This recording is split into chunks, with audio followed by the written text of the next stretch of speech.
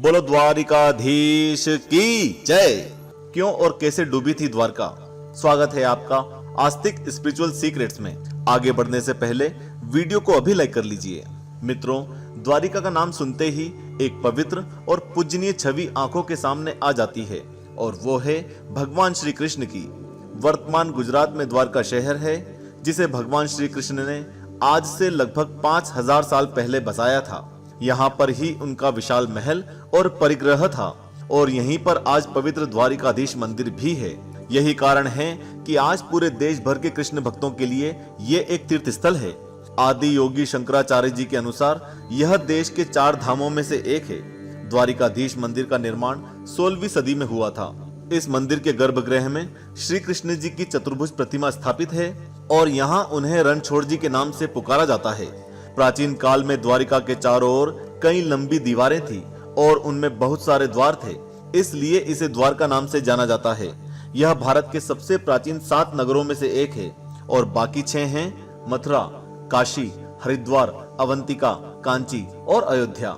जब श्री कृष्ण जी ने कंस का वध कर दिया था तो उसके ससुर जरासंध ने यादवों को कुल से खत्म करने का निश्चय किया और बार बार मथुरा पर आक्रमण करने लगा। और यादवों की सुरक्षा को ध्यान में रखते हुए श्री कृष्ण जी अपने 18 कुल बंधुओं के साथ मथुरा से निकल गए। मथुरा से निकलकर भगवान श्री कृष्ण ने द्वारका शहर फिर से बसाया था और तब वहां पर उनके पूर्वजों के बसाए शहर के खंडहर ही बचे थे। यह माना जाता है कि श्री कृष्ण ने अपने पूर्वजों के रहने की जगह को फिर से एक भव्य नगरी में बदल दिया था और कई साल तक वहां वे राज भी करते रहे। परंतु फिर समय ने ऐसा पासा पलटा कि द्वारिका नगरी नष्ट हो गई और समुद्र के नीचे चली गई और यादव कुल नष्ट हो गया।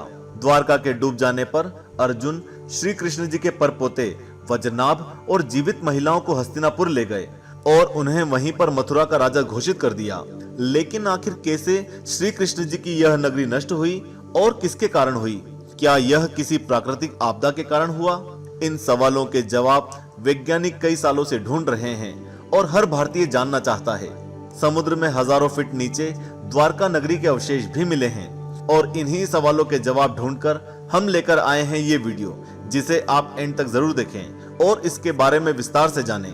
माना जाता है कि सभी यदुवंशियों की मृत्यु और द्वारिका के समुद्र में विलीन होने के पीछे 2 कारण हैं, जो कि इस प्रकार हैं।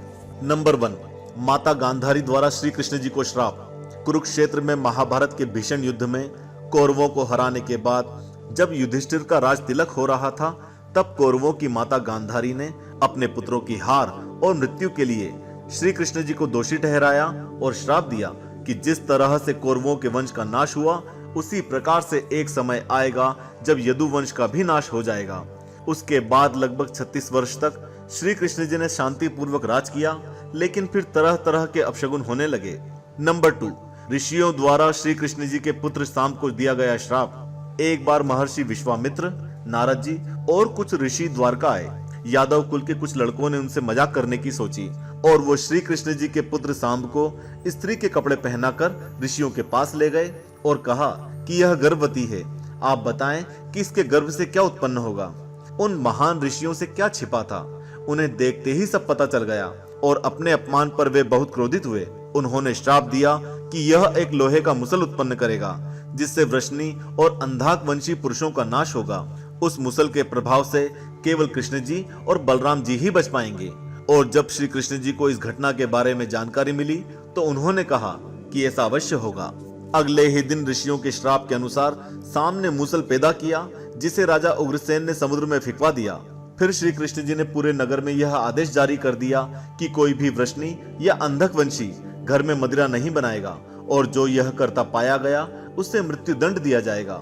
इन दोनों कारणों से ही यदुवंश का नाश हुआ।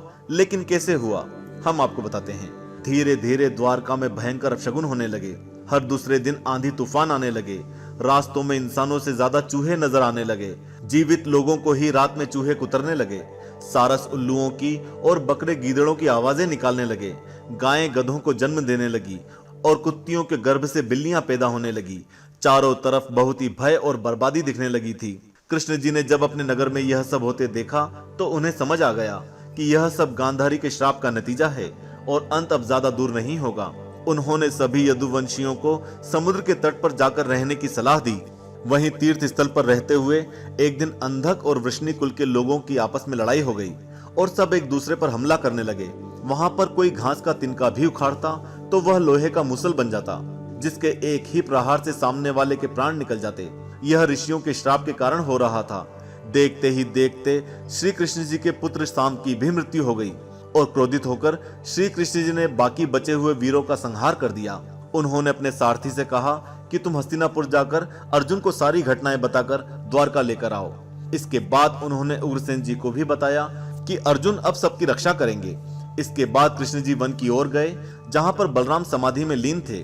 कृष्ण जी पहुंचे तो देखा कि 1000 मस्तकों वाला सफेद रंग का एक बहुत बड़ा सांप बलराम के मुख से निकला और समुद्र में चला गया।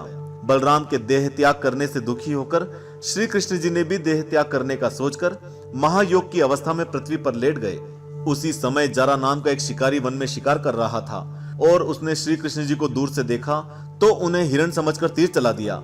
जब वह शिकार ढूंढता हुआ वहां पहुंचा तो कृष्ण जी ने उसे आश्वासन दिया कि यह तय था और उसकी कोई गलती नहीं थी। इसके बाद कृष्ण जी परम धाम चले गए। अगले दिन अर्जुन वहां आए और सब मरे हुए यदुवंशियों का अंतिम संस्कार किया और जीवित महिलाओं और बच्चों को हस्तिनापुर लेकर चले गए। उनके जाने के 7 दिन बाद द्वारका नगरी समुद्र में डूब गई। नौसेना ने समुद्र में बहुत सारे टूटे हुए पत्थर ढूंढे हैं जो कि उस नगरी के अवशेष हैं और उन पत्थरों पर रिसर्च करने के बाद यह साबित भी हो गया है कि वे बहुत प्राचीन हैं। तो दोस्तों, ऐसे समुद्र में विलीन हुई विश्व की सबसे प्राचीन नगरियों में से एक और हमारे पूजनीय देवता कृष्ण जी की नगरी द्वारिका। अगर आपको यह वीडियो अच्छा लगा हो तो शेयर जरूर करना और कमेंट में जय श्री कृष्ण लिखना ना भूलें। ओम नमो भगवते वासुदेवाय नमः।